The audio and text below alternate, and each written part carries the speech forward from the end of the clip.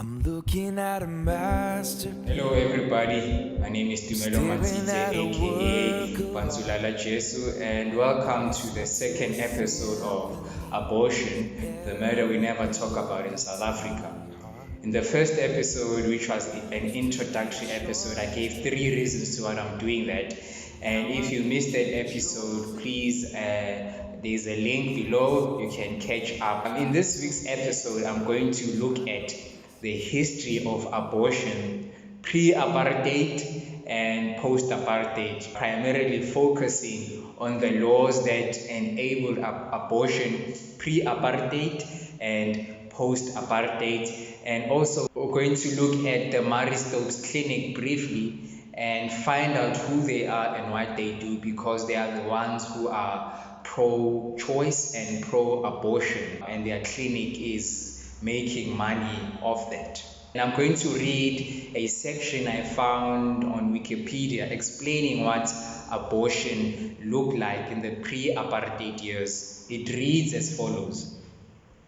Before the enactment of the Choice of Pregnancy Act 92 of 1996, abortion in the pre-apartheid years was governed by the Abortion and Sterilization Act of 1975, which only allowed abortion when a woman's mental health or physical health was seriously threatened, or if there was a likelihood that the child would be born with a severe handicap, or the pregnancy was the result of rape or incest.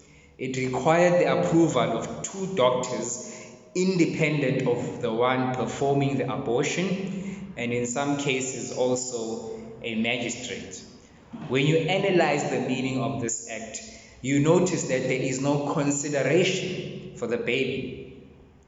It is only the woman's mental health and physical health and circumstances such as rape and incest that are mentioned. The baby is only mentioned when he or she will be killed, because they might be physically handicapped or they might be born disabled. I wonder what all the differently abled people would say if you ask them if they would rather be killed or rather live, because they are differently abled and their bodies function differently from ours. Once again, the baby is decided for, and the baby is not given a chance to decide if they want to live or not.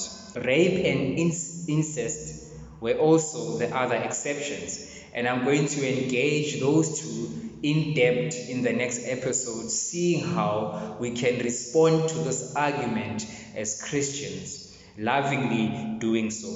We have been under a new government for the past 25 years. The post-apartheid government also introduced their own laws regarding abortion, and I will read what that law means. The Choice on Termination of Pregnancy Act was introduced in the first post-apartheid parliament. It implemented the statement in the governing African National Congress policy framework that every woman must have the right to choose whether or not to have an early termination of pregnancy according to her own beliefs. Although it was requested that Parliament, listen to this, be allowed to vote according to their beliefs, the ruling party ruled that its own members may not vote against the act, and the act was passed with 209 votes to 87, and 5 people abstained and 99 were absent. It came into force in the year 1997. As with the pre-apartheid abortion law, the current act does not consider the life of the baby. It is the choice of the mother. She can decide whether or not she wants her baby to live.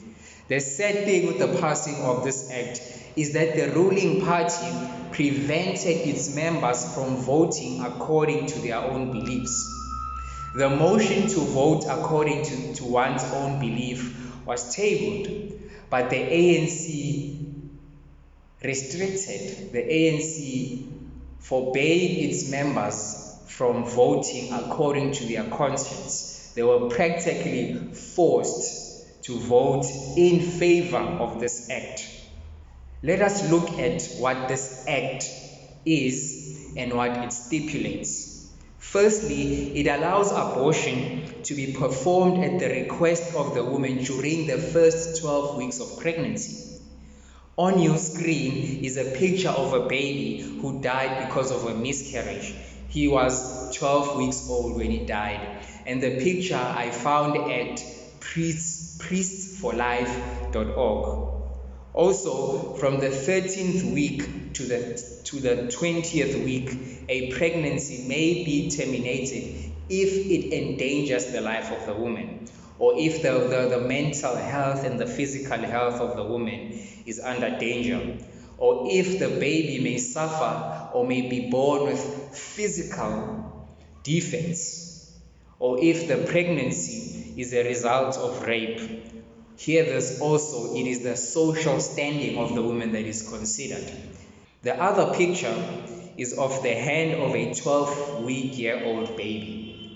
I wonder if you cringed when I show you that picture.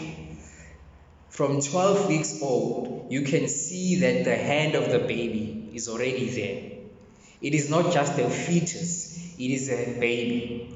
I want to read to you a sad explanation from a doctor who performs abortion. He tells us what he does at that moment.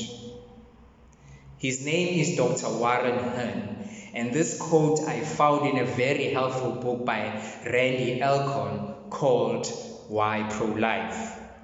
I quote, "I began an abortion on a young woman who was 17 weeks pregnant.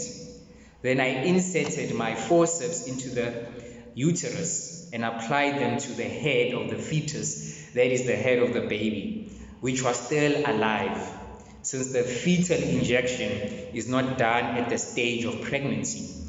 I closed the forceps, crushing the skull of the fetus, that is the skull of the baby, and withdrew the forceps. The fetus, the baby, now dead, slid out more or less intact." He basically uses his surgical instruments to dismember the head of the baby. He describes how he crushes the skull of the baby who is still alive in the womb. This is horrific, and we as Christians cannot remain passive, cannot remain quiet while babies in South Africa are being slaughtered day in and day out. Now let us briefly look at the Marie Stopes Clinic. The Marie Stopes Clinic International was founded in 1976 by Tim Black, along with his wife Jean Black and Phil Harvey. The clinic is unashamedly a pro-choice organization. It is present all over the world. Tim Black founded the clinic on the economic argument, which I'll refute in episode 3. The Marie Stopes Clinic is present in 17 African countries. It is most present here than any other continent. That is where their money is. The Marie Stopes Clinic has killed 23,800 babies in 2019. And you can find this horrific stat in their website and click on the South African flag and you will see that. I've briefly told you about the history of abortion pre-apartheid and post-apartheid, and also got to introduce you to the Marie Stopes Clinic, which is the abortion provider in South Africa, which is the pro-choice movement in South Africa. I hope this episode was informative. I hope you were challenged to rethink your view on abortion, because abortion is murder. It is the murder of an innocent baby in the womb. Thank you for watching this episode, and thank you for your time. Please do continue to share, to comment on this episode in the comment section. Enjoy the rest of your day. Panzulala Jesu signing out. Now I think you've chosen me, 'cause I see 10 fingers, 10 toes, 2 eyes, and I know this is meant to